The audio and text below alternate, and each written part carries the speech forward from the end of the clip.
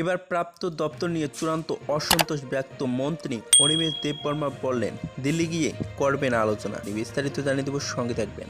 লোকসভা নির্বাচন শেষ হতেই নিজের দপ্তরগুলি নিয়ে আবারও সুর চলালেন বনমন্ত্রী অনিমেষ দেববর্মা।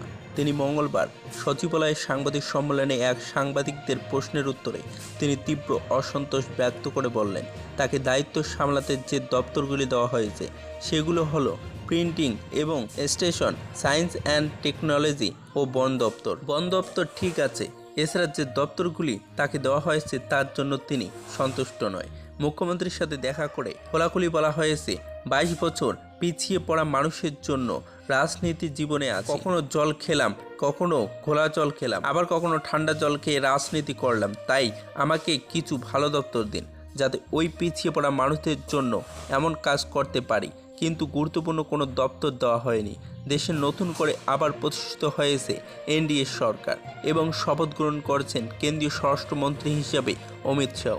ওনাকে যখন দিল্লিতে শুভেচ্ছা জানাতে যাব তখন আবার এই বিষয়টি ওনার কাছে তুলে ধরব, কারণ 22 বছর রাজনীতি করে প্রিন্টিং এবং স্টেশন, সায়েন্স অ্যান্ড টেকনোলজি দপ্তর পুরোপুরিভাবে ওনার জন্য গুরুত্বহীন বলে তিনি দাবি করলেন। আবার বললেন, কেউ কেউ 5 বছর রাজনীতি করে বর্তমানে গুরুত্বপূর্ণ দপ্তরে মন্ত্রিত্ব পেয়ে দায়িত্ব সামলাচ্ছেন।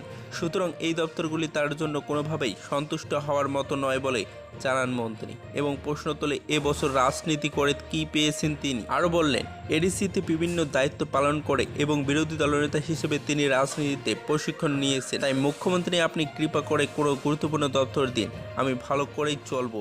এই কথা বললেন অনিমেষ দেববর্মা।